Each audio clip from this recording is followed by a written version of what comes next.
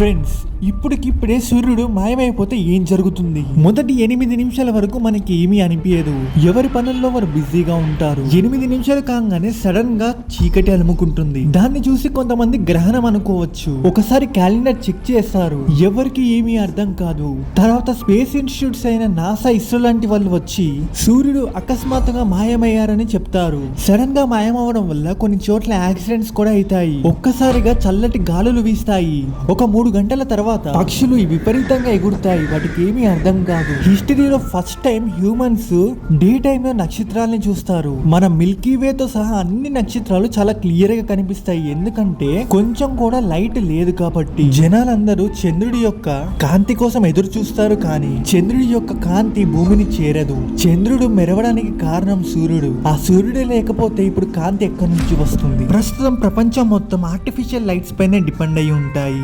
ప్రతి ఒక్కరు ఆకాశాన్ని చూసి ఆనందించడం స్టార్ట్ చేస్తారు. ఎందుకంటే ఆకాశంలో మనుషులు ఎప్పుడు చూడని నక్షత్రాలు మరియు కొత్త కొత్త ప్లానెట్స్ కనిపిస్తాయి. 24 గంటల తర్వాత జంతువులన్నీ వాటి స్వభావాన్ని కోల్పోతాయి. వాటికి ఏది రాత్రో ఏది పగలో అర్థం కాదు, కానీ అప్పుడు ఎవరికి హాని చెయ్యవు. ప్లాంట్స్ అండ్ ట్రీస్ అయితే మెల్లిమెల్లిగా వాడిపోవడం స్టార్ట్ చేస్తాయి. భూమి మొత్తంలో నీళ్లు మెల్లిమెల్లిగా గడ్డకట్టడం ప్రారంభిస్తుంది. సముద్ర భూగర్భంలో ఉండే చేపలు ప్రాణాలతోనే సముద్రం తీరానికి చేరుతాయి. ఎందుకంటే సముద్రం మొత్తం గడ్డగట్టడం ప్రారంభిస్తుంది. ప్రతి నీటి చుక్క గడ్డగట్టడంతో డ్యామ్స్ దగ్గర ఎలక్ట్రిసిటీ ప్రొడ్యూస్ అవ్వడం ఆగిపోతుంది. హీటర్స్, ఎల్పిజి గ్యాస్ కి డిమాండ్ విపరీతంగా పెరుగుతుంది. పెట్రోల్ కూడా మెల్లిమెల్లిగా గడ్డకట్టడం స్టార్ట్ అవుతుంది. దీని ద్వారా పెట్రోల్ తో నడిచే ప్రతి వెహికల్ ఆగిపోవడం జరుగుతుంది, ముఖ్యంగా ఏరోప్లేన్లు. తర్వాత దేశాల మధ్య రవాణా ఆగిపోతుంది.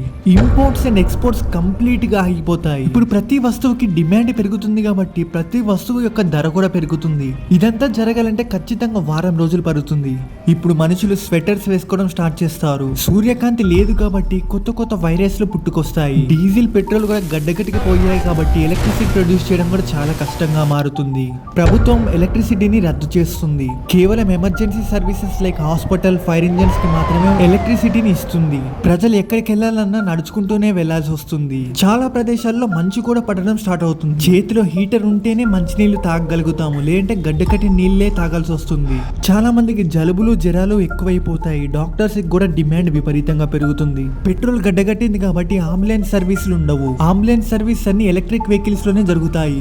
మనుషులకు అర్థమవుతుంది ఇంకొక సన్ రైజ్ మనం ఎప్పటికీ చూడలేమని. కానీ జంతువులు ఎంతో కన్ఫ్యూజన్స్ తో చనిపోవడం స్టార్ట్ చేస్తాయి. చాలా వరకు జంతువులు చల్లదనానికే చనిపోతాయి. సరిగ్గా 2 వారాల తర్వాత ఫుడ్ షార్టేజ్ స్టార్ట్ అవుతుంది. ఎందుకంటే తినడానికి మాంసం లేదు, లేదా వెజిటేరియన్ ఫుడ్ కూడా లేదు. ఎందుకంటే చెట్లు కూడా చనిపోతున్నాయి. 3 వారాల తర్వాత కరెంట్ ఎవ్వరికి ఉండదు, ఈవెన్ ఎమర్జెన్సీ సర్వీసెస్ కూడా. ఈ సమయంలో సూపర్ మార్కెట్స్ అన్ని క్లోజ్ అయి ఉంటాయి. ఇప్పుడు ఆహారం అంటే గోల్డ్ కి ఈక్వల్ అయిపోతుంది, మరియు డబ్బుకి ఇప్పుడు వాల్యూ ఉండదు. ఫుడ్ కనిపిస్తే ఎవరి స్వార్థం కోసం వాళ్ళు దోపిడీ చేస్తారు. కొంతమంది అయితే ఆకలికి కుళ్ళిపోయిన మాంసం కూడా తినడం ప్రారంభిస్తారు. ఆ కుళ్ళిపోయిన మాంసం ఏమో చనిపోయిన జంతువులది. సరిగ్గా 1 నెల తర్వాత డబ్బుకి మరియు పవర్ కి అస్సలు విలువ ఉండదు. మనిషిని మనిషే పీక్కు తింటారు. మనిషిని చూసి మనిషే భయపడడం స్టార్ట్ అవుతుంది. ప్రతి మనిషి ఒక జాంబీ లాగా ప్రవర్తిస్తాడు. బలం లేని వాళ్ళైతే మట్టినే తిని గడుపుతారు. ప్రపంచం మొత్తం చీకటిగా ఉంటుంది. ఏ దిక్కు నుంచి ఎవరొచ్చి తింటారో అని భయంగా గడపాల్సి వస్తుంది. ప్రపంచంలో 95% మనుషులు చనిపోతారు. మిగతా 5% మంది బంకర్స్ లో దాక్కొని వాళ్ళు దాచుకున్న ఫుడ్ ని తింటారు. 3 నెలల తర్వాత న్యూక్లియర్ పవర్ ప్లాంట్స్ ని చూసుకోవడానికి ఎవ్వరు ఉండరు. అవి పేలి దరిదాపుల్లో పెద్ద పెద్ద రేడియేషన్ ని ఎమిట్ చేస్తాయి.